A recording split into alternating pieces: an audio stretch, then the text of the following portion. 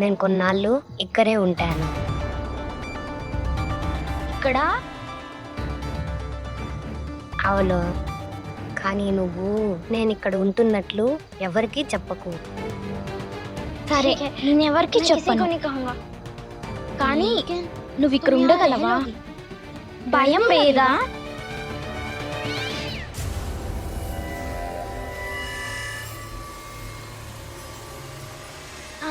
సరే, మా అమ్మ ఇంట్లో నా కోసం ఎదురు చూస్తూ ఉంటుంది. రేపు నేను కలుస్తాను. Okay, bye. అన్నట్టు ఇది చెప్పు, నువ్వు మా చిన్నయ్య గారిని ఎందుకు కలవాలనుకున్నావు? అది ఆయనకి పుట్టినరోజు శుభాకాంక్షలు చెప్పడానికి వచ్చాను. ఓహ్, ఏం పర్వాలేదు, రేపు చెప్పు. నీకు ఒక మాట చెప్పనా? నా పుట్టినరోజు కూడా ఈ రోజే అదే బంగ్లాలో జరిగింది. రోహిత్ బాబాతోనే, ఒకే రోజు ఒకే సమయానికి. ఏంటి? ఓహ్, సో ఈరోజు నన్ను హ్యాపీ బర్త్డే అని విష్ చేయి. సరే, వెళ్తా. Good night. నా పుట్టినరోజు కూడా ఈ రోజే అదే బంగ్లాలో జరిగింది, రోహిత్ బాబుతో పాటే ఒకే రోజు ఒకే సమయానికి.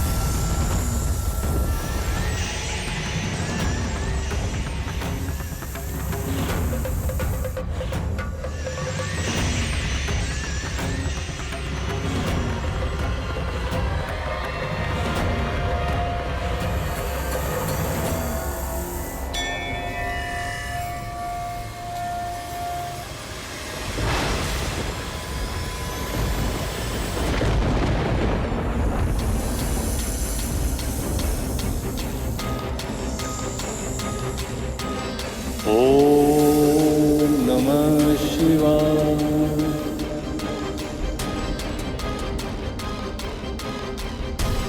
ఓం నమః శివాయ. ఓం నమః శివాయ.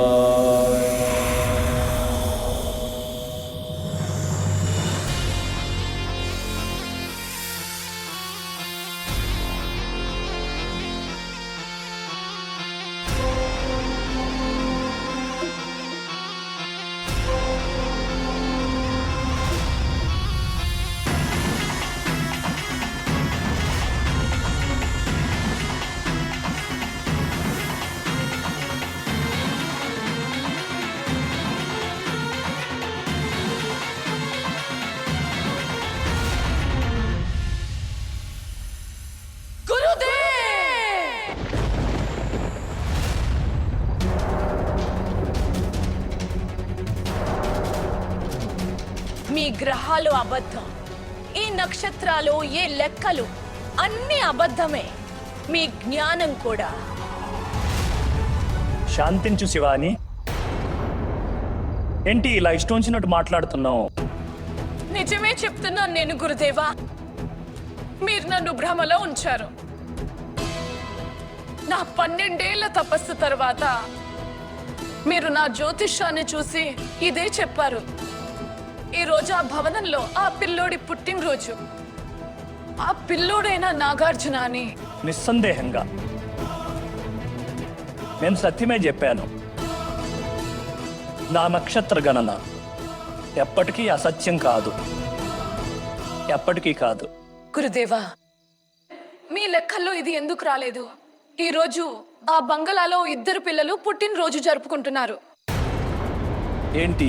హా గురుదేవ్, సరిగ్గా 12 ఏళ్ల ముందు ఆ బంగ్లాలో ఒకే సమయానికి 2 బాలురు పుట్టారు. గురుదేవా, నాకు చాలా కలవరంగా ఉంది. నాకు సహాయం చేయండి, నాకు మార్గదర్శనం చేయండి గురుదేవా. నాకు మార్గం చూపండి.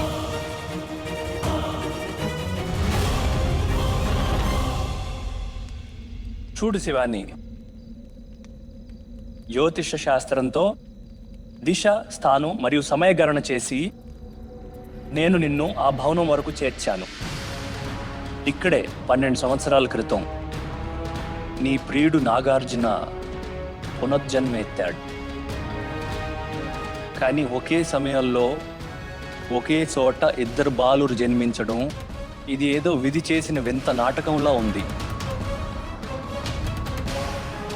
కానీ గురుదేవా, ఆ 2లో నా నాగార్జున ఎవరు? అది ఎలా తెలుసుకోవాలి? ఈ విషయాన్ని కేవలం ఒకే ఒక వ్యక్తి చెప్పగలడు. ఎవరు గురుదేవా? నువ్వే. నువ్వే శివాని, కేవలం నువ్వే.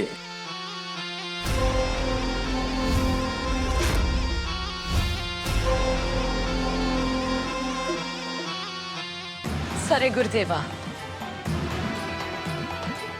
మహాదేవుడి ఆశయమే ఇదైతే నేను ఆ విధి రాతతో కూడా పోరాడతాను.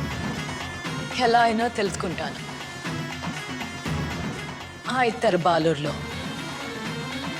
నా నాగార్జున ఎవరనేదే.